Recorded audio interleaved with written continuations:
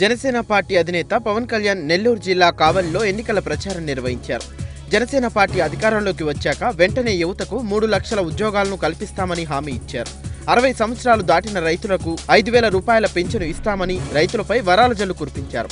మహిళలను ఆదుకునేందుకు సంవత్సరానికి 6 గ్యాస్ సిలిండర్లను అందజేస్తామని పవన్ స్పష్టం చేశారు. జనసేన పార్టీ ఈ ఎన్నికల్లో అధికారం సాధించబోతుందని జోస్యం చెప్పారు. సమాజం పట్ల అవగాహన, ప్రజల్లో మంచి గుర్తింపు ఉన్న వ్యక్తులనే జనసేన అభ్యర్థులుగా నియమించామని విశాఖపట్నం జనసేన పార్లమెంట్ అభ్యర్థి జేడీ లక్ష్మీనారాయణ అన్నారు.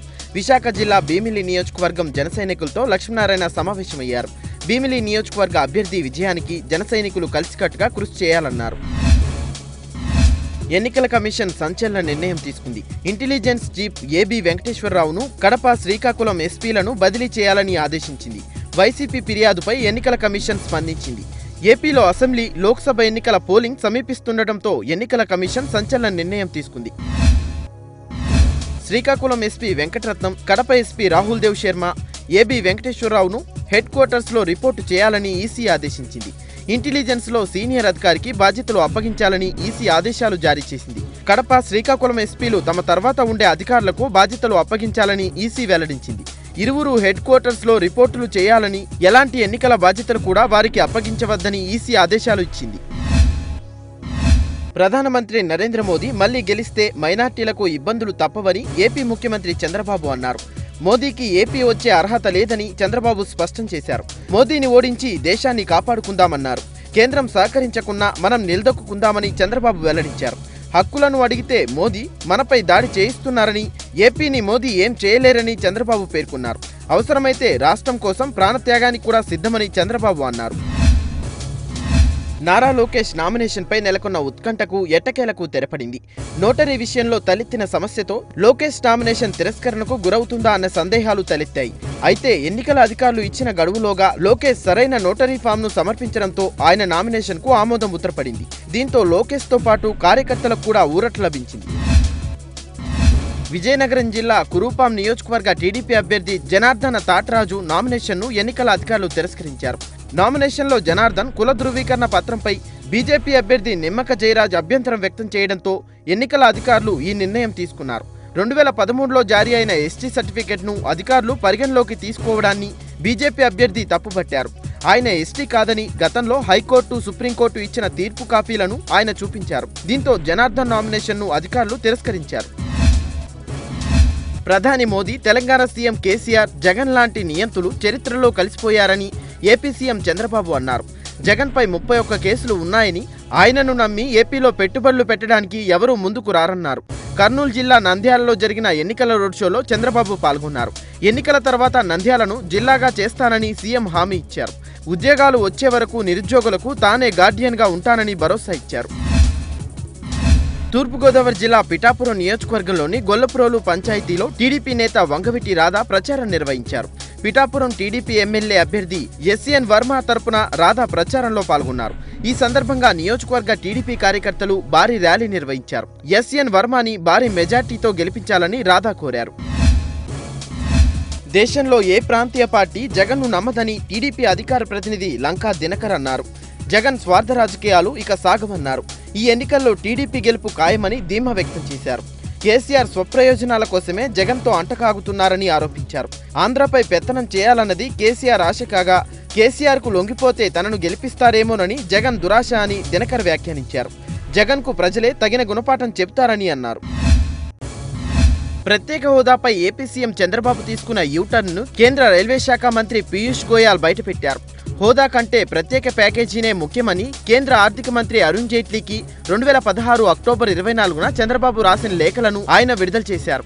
ప్యాకేజీతో ఏపీకి ఎలా సహాయం చేయాలో కూడా చంద్రబాబు లేఖలో వివరించినట్లు గోయల్ చెప్పారు. ఎన్నికల నేపథ్యంలో పీయూష్ గోయల్ విజయవాడలో పర్యటించారు.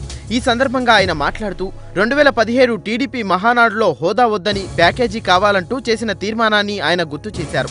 ఆ ప్యాకేజీని స్వాగతిస్తూ 2017 మార్చి 16న ఏపీ అసెంబ్లీ కేంద్ర ప్రభుత్వానికి ధన్యవాదాలు తెలిపిన అంశాన్ని గోయల్ ప్రస్తావించారు.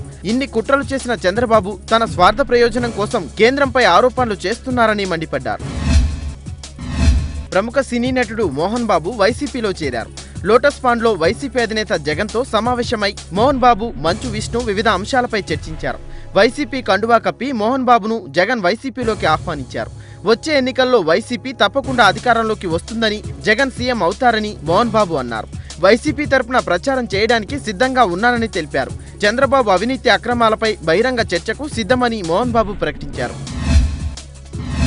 ఏ పదవి ఆశించి తాను వైసీపీలో చేరడం లేదని నటుడు మంచు మోహన్ బాబు స్పష్టం చేశారు. జగన్ ముఖ్యమంత్రి అయితే ఏపీ ప్రజలకి మంచి జరుగుతుందని మాత్రమే పార్టీలో చేరానని చెప్పారు. వైసీపీలో చేరిన అనంతరం ఆయన మీడియాతో మాట్లాడారు. నిజంగా పదవులపై మోహం ఉండుంటే 15 ఏళ్ల క్రితం రాజ్యసభ సభ్యుడిగా ఉన్నప్పుడే ఏదో ఒక పదవిలో ఉండేవాణ్ణని అన్నారు. జగన్ ఏపీలో క్లీన్ స్వీప్ చేస్తారని, జగన్ ముఖ్యమంత్రి అవుతారని జోస్యం చెప్పారు. మాజీ మంత్రి కొత్తపల్లి సుబ్బారాయుడు వైసీపీ అధ్యక్షుడు జగన్ సమక్షంలో వైసీపీలో చేరారు. జగన్ స్వయంగా పార్టీ కండువా కప్పి కొత్తపల్లి సుబ్బారాయుడిని పార్టీలోకి ఆహ్వానించారు. ఎన్నికల్లో వైసీపీ గెలుపు కోసం కృషి చేస్తానని సుబ్బారాయుడు చెప్పారు. వచ్చే ఎన్నికల్లో జగన్ గెలుపు ఖాయమని అన్నారు. ఏపీ సీఎం చంద్రబాబు ఓటుకు నోటు కేసు నుంచి బయటపడేందుకు ఆంధ్ర ప్రయోజనాలను తెలంగాణ ప్రజలకు తాకట్టు పెట్టారని వైసీపీ నేత వాసిరెడ్డి పద్మ విమర్శించారు. వైసీపీకి వస్తున్న ప్రజాదరణ చూసి చంద్రబాబు వణుకుతున్నారని పద్మ అన్నారు. ఈ ఎన్నికల్లో చంద్రబాబు పాలన ముగుస్తుందని పద్మ ఆరోపించారు. వైసీపీ అధినేత జగన్పై టీడీపీ ప్రధాన కార్యదర్శి వర్ల రామయ్య తీవ్ర స్థాయిలో విమర్శలు గుప్పించారు. వివేకానందరెడ్డి హత్య కేసులో జగన్ నాటకాలు ఆడుతున్నారని నిప్పులు చెరిగారు. వివేకా హత్య కేసులో సిట్ ప్రభుత్వానికి నివేదిక ఇవ్వకూడదని, సిట్ అధికారులు మాట్లాడకూడదని కోర్టులో జగన్ పిటిషన్ ఎందుకు వేయించారని ప్రశ్నించారు. దర్యాప్తు చేశాక నివేదిక ఇవ్వకుండా ఎలా ఉంటారని అన్నారు. వివేకా హత్య కేసులో ఏ వాస్తవాలు బయటపడతాయో అని భయపడి జగన్ ఇలా పిటిషన్లు వేయిస్తున్నారని ఆరోపించారు. వివేకా హత్య కేసులో హంతకులెవరో జగన్కు తెలుసని అన్నారు. వివేకా హత్య కేసులో నివేదిక బయటకొస్తే ఇంటి దొంగల పేర్లు బయటపడుతుందని, దాంతో ఎన్నికల్లో వైసీపీకి ఇబ్బంది ఎదురవుతుందనే వాస్తవాలు బయటికి రాకుండా పిటిషన్లు వేయిస్తున్నారని వర్ల రామయ్య ఆరోపించారు. ఒక నియంతలా వ్యవహరిస్తూ ఆంధ్రప్రదేశ్కు తీవ్ర ఇబ్బందులను గురిచేస్తున్న తెలంగాణ సీఎం కేసీఆర్తో ఇక్కడి నాయకులు దోస్తీ చేస్తున్నారని మాజీ మంత్రి టీడీపీ నేత బైరెడ్డి రాజశేఖర రెడ్డి నిప్పులు చెరిగారు. ఆంధ్ర ప్రాజెక్టులకు అడ్డు తగులుతున్న కేసీఆర్తో ఎలా దోస్తీ చేస్తారని ప్రశ్నించారు. ప్రజాశాంతి పార్టీ అధ్యక్షుడు K A Paul Narsapuram parliament, assembly స్థానాలకు అభ్యర్థిగా దాఖలు చేసిన నామినేషన్లను ఎన్నికల అధికారులు ఆమోదించారు. భీమవరం అసెంబ్లీ స్థానానికి నామినేషన్ వేసేందుకు ఆయన ఆలస్యంగా వెళ్లడంతో రిటర్నింగ్ అధికారి నిరాకరించిన విషయం తెలిసిందే. సబ్ కలెక్టర్ కార్యాలయంలో నామినేషన్ల పరిశీలన చేపట్టారు. పత్రాలు అన్నీ సరిగా ఉన్నందున నర్సాపురం లోక్సభతో పాటు అసెంబ్లీ స్థానానికి పాల్ వేసిన నామినేషన్ కు అధికారులు ఆమోదం తెలిపారు. దీనిపై అధికారిక ప్రకటన ఇంకా వెలువడాల్సి ఉంది. ఏపీలో వైఎస్ఆర్సీపీని ప్రజాశాంతి పార్టీ టెన్షన్ పెడుతుంది. ఇప్పటికే వైసీపీ ఎన్నికల గుర్తు ఫ్యాన్ మాదిరే కేఏ పాల్ పార్టీ గుర్తు హెలికాప్టర్ ఉండటం ఆ పార్టీ నేతలకు ఆందోళన కలిగిస్తుంది. దీనికి తోడు వైసీపీ అభ్యర్థులను పోలిన పేర్లతోనే ప్రజాశాంతి పార్టీ అభ్యర్థులు రంగంలోకి దిగటం ఏపీలో సంచలనం రేపుతుంది. ఏపీలో 35 అసెంబ్లీ, 4 పార్లమెంట్ సెగ్మెంట్లలో ప్రజాశాంతి అభ్యర్థుల పేర్లు వైసీపీ అభ్యర్థులను పోలి ఉన్నాయి. దీనిపై తీవ్ర అభ్యంతరం వ్యక్తం చేసిన వైసీపీ నేతలు ఎన్నికల సంఘానికి ఫిర్యాదు చేశారు. తెలంగాణలో జరిగే లోక్సభ ఎన్నికల్లో ప్రచారానికి టీఆర్ఎస్ కార్యనిర్వాహక అధ్యక్షుడు కేటీఆర్ షెడ్యూల్డ్ ఖరారైంది. ఈ రోజు నుంచి ఆయన తన ప్రచారాన్ని ఉధృతం చేయనున్నారు. ఏప్రిల్ 9 వరకు ఆయన నిర్వహించే ఎన్నికల ప్రచార షెడ్యూల్ను పార్టీ సిద్ధం చేసింది. రోడ్ షోలు, బహిరంగ సభల్లో ఆయన పాల్గొంటారు.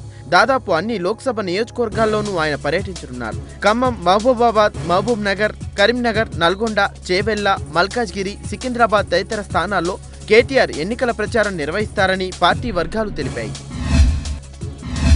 జై కిసాన్ అనేది బీజేపీ, కాంగ్రెస్ పార్టీలకు నినాదం మాత్రమేనని, జై కిసాన్ అనేది టీఆర్ఎస్ పార్టీ విధానమని ఆ పార్టీ వర్కింగ్ ప్రెసిడెంట్ కేటీఆర్ అన్నారు.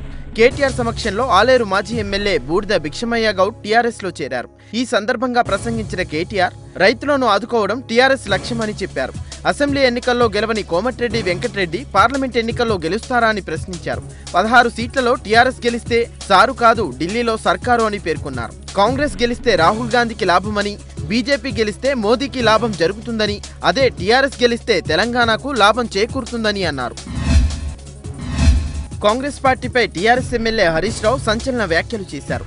కాంగ్రెస్ పార్టీ గల్లీలో లేదు, రాష్ట్రంలో లేదు, ఢిల్లీలో వచ్చేది లేదు అని అన్నారు. రోజుకో నేత కాంగ్రెస్ పై నమ్మకం కోల్పోతున్నారని, కేసీఆర్ పై నమ్మకంతో టీఆర్ఎస్ లో చేరుతున్నారని అన్నారు. జిల్లాకు చెందిన సునీతా లక్ష్మారెడ్డి కూడా టీఆర్ఎస్ లో చేరబోతున్నారని హరీష్ రావు చెప్పుకొచ్చారు. మెదక్ టీఆర్ఎస్ ఎంపీ అభ్యర్థి కొత్త ప్రభాకర్ రెడ్డికి మద్దతుగా కందిలో హరీష్ రావు రోడ్ షో నిర్వహించారు. మెదక్లో నిన్న కాంగ్రెస్ అభ్యర్థి నామినేషన్ వేసేందుకు వెళ్తే జనం లేరని ఎద్దేవా చేశారు. కొత్త ప్రభాకర్ రెడ్డిని గెలిపిస్తే రంగారెడ్డి అభివృద్ధి జరుగుతుందన్నారు. టీఆర్ఎస్ కీలక నేత మహబూబ్ నగర్ ఎంపీ జితేందర్ రెడ్డి బీజేపీలో చేరుతున్నట్లు తెలుస్తుంది. టీఆర్ఎస్ ఎంపీ టికెట్ ఇచ్చేందుకు నిరాకరించడంతో జితేందర్ రెడ్డి టీఆర్ఎస్ కు గుడ్ బై చెప్పి బీజేపీలో చేరేందుకు సిద్ధమయ్యారని తెలిసింది. హైదరాబాద్ లో బీజేపీ జాతీయ కార్యదర్శి రామ్ మాధవ్ తో జితేందర్ రెడ్డి భేటీ అయ్యారు. తెలంగాణ రాష్ట్ర ఇన్ఛార్జ్ బాధ్యతలతో పాటు ఏదో ఒక రాష్ట్రం నుంచి రాజ్యసభ పదవిని జితేందర్ రెడ్డి డిమాండ్ చేస్తున్నట్లు తెలుస్తుంది. తెలంగాణలో పార్లమెంట్ ఎన్నికల ముందు కాంగ్రెస్ కు మరో షాక్ తగిలింది. మాజీ మంత్రి, కాంగ్రెస్ మహిళా సీనియర్ నేత సునీతా లక్ష్మారెడ్డి కాంగ్రెస్ కు గుడ్ బై చెప్పి టీఆర్ఎస్ కండువా కప్పుకునేందుకు సిద్ధమయ్యారు. సీఎం కేసీఆర్, కేటీఆర్లతో సునీత సమావేశమయ్యారు. ఏప్రిల్ 3న మెదక్ పార్లమెంటు పరిధిలోని నర్సాపూర్లో సీఎం కేసీఆర్ ఎన్నికల ప్రచారం నిర్వహించనున్నారు. ఈ సందర్భంగా కేసీఆర్ సమక్షంలో సునీతా లక్ష్మారెడ్డి టీఆర్ఎస్ కండువా కప్పుకోనున్నారు. టెర్రరిజంపై పోరు విషయంలో నరేంద్ర మోదీ నిర్ణయం యావత్ దేశం గర్వించదగ్గదని కేంద్ర మంత్రి సదానంద గౌడ అన్నారు. వరంగల్ అర్బన్ జిల్లా హన్మకొండలో జరిగిన వరంగల్ లోక్సభ పోలింగ్ బూత్ అధ్యక్షుల సమావేశానికి సదానంద గౌడ ముఖ్య అతిథిగా హాజరయ్యారు. బీజేపీ ప్రభుత్వం అధికారంలోకి వచ్చాక ఒక్క అవినీతి కుంభకోణం కూడా జరగలేదని అన్నారు. మారిన రాజకీయ పరిణామాలతో పాటు గత 5 సంవత్సరాల కాలంలో తెలంగాణలో జరిగిన అభివృద్ధి, సంక్షేమ పాలనకు ఆకర్షితుడనై అభివృద్ధిలో భాగస్వామి నవ్వాలని టీఆర్ఎస్ పార్టీలో చేరానని ఖమ్మం పార్లమెంటు టీఆర్ఎస్ అభ్యర్థి నామా నాగేశ్వరరావు అన్నారు. ఖమ్మం జిల్లా తన కన్నతల్లితో సమానమని తెలిపారు. జిల్లా అభివృద్ధిలో మరోసారి భాగస్వామి నవుతానని చెప్పారు. టీచర్స్ ఎమ్మెల్సీ ఎన్నికల్లో అధికార టీఆర్ఎస్ పార్టీకి ఎదురుదెబ్బ తగిలింది. నల్గొండ, ఖమ్మం, వరంగల్ టీచర్స్ ఎమ్మెల్సీ ఎన్నికల్లో టీఆర్ఎస్ మద్దతిచ్చిన పీఆర్టీయూ అభ్యర్థి పూల రవీందర్ ఓటమి పాలయ్యారు. ప్రస్తుత ఎమ్మెల్సీ పీఆర్టీయూ అభ్యర్థి పూల రవీందర్ పై యూటీఎఫ్ అభ్యర్థి అలుగుబెల్లి నర్సిరెడ్డి రెండో ప్రాధాన్యత ఓట్లతో గెలుపొందారు. నర్సిరెడ్డికి 8,976 ఓట్లు పోలవగా రవీందర్కు 6,279 ఓట్లు పోలయ్యాయి. పీఆర్టీయూ రెబెల్ అభ్యర్థి పులి సర్వోత్తం రెడ్డికి 1,873 ఓట్లు నమోదయ్యాయి. మరోవైపు కరీంనగర్ టీచర్స్ ఎమ్మెల్సీ ఫలితాలు రాకముందే పోతూరు సుధాకర్ రెడ్డి కౌంటింగ్ కేంద్రం నుంచి వెళ్లిపోయారు. ఇక్కడ జీవన్ రెడ్డి లీడింగ్ లో ఉన్నారు.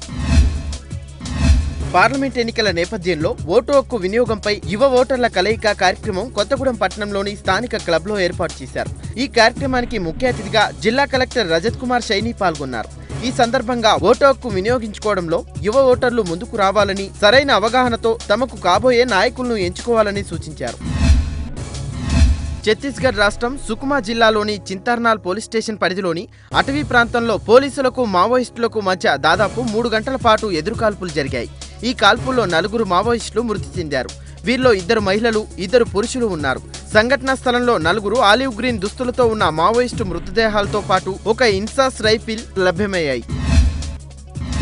బ్లూ స్టార్స్ కంపెనీ 75వ వార్షికోత్సవం సందర్భంగా 75 కొత్త ఎయిర్ కండిషనర్లను అందుబాటులోకి తీసుకువచ్చినట్లు ఆ కంపెనీ ఎండీ త్యాగరాజన్ తెలిపారు. వీటిలో 30% అదనపు కూలింగ్, గణనీయమైన విద్యుత్ ఆదా, ఇన్వర్టర్ ఏసీలు ఉన్నాయని వెల్లడించారు. వీటితో బ్లూ స్టార్ మార్కెట్ వాటా 13.5% చేరుకుంటుందని ధీమా వ్యక్తం చేశారు. ప్రముఖ సినీ నటి జయప్రద బీజేపీలో చేరారు. యూపీలోని రాంపూర్ నుంచి జయప్రద బరిలో దిగనున్నారు. ఆజాం ఖాన్ కు ప్రత్యర్థిగా జయప్రద ఎన్నికల్లో నిలబడుతున్నారు. దీంతో యూపీలోని రాజకీయాలు రసవత్తరంగా మారాయి. ఉత్తరప్రదేశ్లో తమకు వ్యతిరేకంగా ఏర్పాటైన బీఎస్పీ ఎస్పీ కూటమికి కేంద్ర మంత్రి, బీజేపీ నాయకురాలు స్మృతి ఇరానీ చురకలంటించారు. బీఎస్పీ ఎన్నికల గుర్తులో ఏనుగు, ఎస్పీ ఎన్నికల గుర్తులో సైకిల్ ఉంటుంది. వీటిని గుర్తు చేస్తూ ఏనుగు ఎక్కడైనా సైకిల్ పై కూర్చోగలదా, ఈ విషయంపై ఇంకా ఏం చెప్పగలమంటూ వ్యాఖ్యానించారు. ఒకవేళ కూర్చుంటే సైకిల్ కి పంచర్ అయిపోతుంది అంటూ చురకలంటించారు. బీజేపీ చేస్తున్న అభివృద్ధి కార్యక్రమాలే తమను గెలిపిస్తాయని ఆమె తెలిపారు. తమ ప్రభుత్వ పాలనలో పేదలకు అందాల్సిన పథకాల ప్రయోజనాలన్నీ నేరుగా వారికే చేరుతున్నాయని తెలిపారు. భారత వాయుసేన వింగ్ కమాండర్ అభినందన్ వర్ధమాన్ గురించి ప్రత్యేకంగా చెప్పుకోవాల్సిన పని లేదు. పాక్ యుద్ధ విమానాలను తరుముకుంటూ వెళ్లి పాక్ సైన్యానికి చిక్కిన అభినందన్ను ఆ తర్వాత పాక్ బేషరతుగా విడిచిపెట్టింది. మార్చి 1న అభినందన్ భారత్లో తిరిగి అడుగుపెట్టాడు.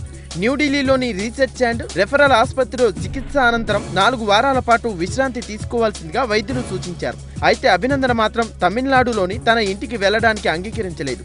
శ్రీనగర్లోని వాయుసేన క్యాంపులో యుద్ధ విమానాలు ఉద్యోగులతోనే ఉండాలని నిర్ణయించుకున్నట్టు తెలుస్తుంది. కాగా వైద్యులు సూచించిన 4 వారాలు పూర్తయిన అనంతరం అభినందన్కు మరోమారు వైద్య పరీక్షలు నిర్వహిస్తారు. ఆయన పూర్తిగా ఫిట్గా ఉన్నారని తేలితే తిరిగి విమానాలు నడిపించేందుకు అనుమతిస్తారు. ఐపీఎల్ మ్యాచ్లో చెన్నై సూపర్ కింగ్ జట్ ఢిల్లీ క్యాపిటల్ జట్టును 6 వికెట్ల తేడాతో ఓడించింది. ఢిల్లీ నిర్దేశించిన 148 పరుగుల లక్ష్యాన్ని 2 బంతులు ఉండగానే ఛేదించింది. కేవలం 4 వికెట్లు కోల్పోయి 150 పరుగులు చేసింది. చెన్నై టీంలో వాట్సన్ 44, రాయుడు 5, రైనా 30, జాదవ్ 27, ధోని 32, బ్రావో 4 పరుగులు చేశారు.